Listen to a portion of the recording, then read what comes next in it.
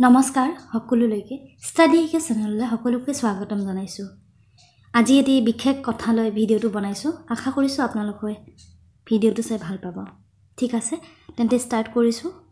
বহুতে মোক কমেন্ট কৰি আছিল যে যি 1766টা পদত নতুন শিক্ষক নিযুক্তি দিব আৰু পদৰ সৃষ্টি কৰিব তাত কোনে এপ্লাই কৰিব পাৰিব।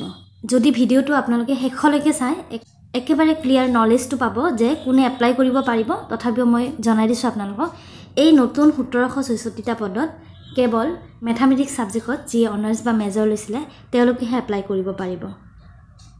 কাৰণ স্পেশাল ম্যাথমেটিক্স টিচাৰ বিচাৰিছে চৰকাৰে, যাতে ছাত্ৰ ছাত্ৰীসকলে যি অসুবিধা পাইছে গণিত শিক্ষাত সেইখিনি যাতে নাইকিয়া কৰিব পাৰে। কাৰণ চৰকাৰে ভাবে যে কিছুমান শিক্ষকে হয়তো বটানী সাবজেক্টত বহুত ভাল, জুলজিত ভাল, কিন্তু হয়তো ম্যাথ সাবজেক্টটো ভালকৈ শিকাব নোৱাৰিবও পাৰে।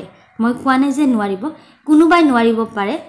সেই কাৰণে স্পেশাল ম্যাথমেটিক্স টিচাৰৰ এপইন্টমেন্ট দিব বিচাৰিছে, যাতে আমাৰ ছাত্ৰ ছাত্ৰীয়ে পিছলৈ সায়েন্স ষ্ট্ৰীম লোৱাৰ ক্ষেত্ৰত কোনো ধৰণৰ ভয় ভাবৰ শংকা তেওঁলোকৰ মনত সৃষ্টি নহয়। ম্যাথ সাবজেক্টটো ভালকৈ আয়ত্ত কৰিব পাৰে, যি অতিকৈ প্ৰয়োজনীয় আমাৰ জীৱনত। গতিকে আপোনালোকে ক্লিয়াৰ হৈ গ'ল 1766টা পদ যি সৃষ্টি হ'ব কেৱল ম্যাথছ টিচাৰৰ বাবে। আৰু যিসকলে ম্যাথমেটিক্সত মেজৰ লৈছিলে কেৱল তেওঁলোকেহে এপ্লাই কৰিব পাৰিব। যিসকলে গ্ৰেজুৱেশ্যনত বেলেগ বেলেগ সাবজেক্ট লৈ সায়েন্স ষ্ট্ৰীমটো পাছ কৰিছিলে তেওঁলোকৰ বাবে নহয়, অনলি ম্যাথমেটিক্সত মেজৰ বা অনাৰ্স সকলেহে এপ্লাই কৰিব পাৰিব। ঠিক আছে, এই পদসমূহ অতি সোনকালে সৃষ্টি হ'ব আৰু এডভাৰটাইজমেন্টও হ'ব। এতিয়া জনাব বিচাৰিছো সায়েন্স গ্ৰেজুৱেট টিচাৰৰ পদ কমিব নেকি? বহুতে সুধি আছিল। মই জনাব বিচাৰিছো যে সায়েন্স গ্ৰেজুৱেট টিচাৰৰ যি এক্সিস্টিং ভ্যাকেন্সি তাত কোনো এফেক্ট নকৰে। যিখিনি পোষ্ট আছে কমি নাযায়। যিখিনি ভ্যাকেন্সি আছে অতি সোনকালে এডভাৰটাইজমেন্ট কৰিব। গতিকে সায়েন্স গ্ৰেজুৱেট টিচাৰৰ বাবে যিসকলে এপ্লাই কৰিব বিচাৰিছে তেওঁলোকে একো ভয় খাব নালাগে। এইখিনি স্পেশাল ম্যাথমেটিক্স টিচাৰ হ'ব, নতুন পদ আহিব, ভালহে হ'ব যে আৰু এক্সিস্টিং ভ্যাকেন্সিৰ লগত আৰু 1766টা পদ এড হ'ব। ঠিক আছে, তেন্তে পদ বাঢ়িবহে, নকমে। এতিয়া এডভাৰটাইজমেন্ট কেতিয়া দিব? এডভাৰটাইজমেন্টৰ কাম চলি আছে। এই মাহৰ শেষৰ পিনে হয়তো বিজ্ঞাপন প্ৰকাশ পাব। আপোনালোকে পঢ়াবোৰ এৰি নিদিব।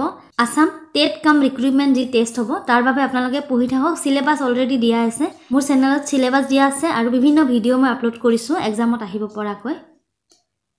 আপোনালোকৰ নিশ্চয় সুবিধা হ'ব, আপোনালোকে মাথো পঢ়ি থাকক। এতিয়া মই ভিডিওটোত মুখ্যমন্ত্ৰী হিমন্ত বিশ্ব শৰ্মাদেৱে কি কৈছিলে এই 1766টা পদৰ বাবে মই ইয়াতে এড কৰি দিছো।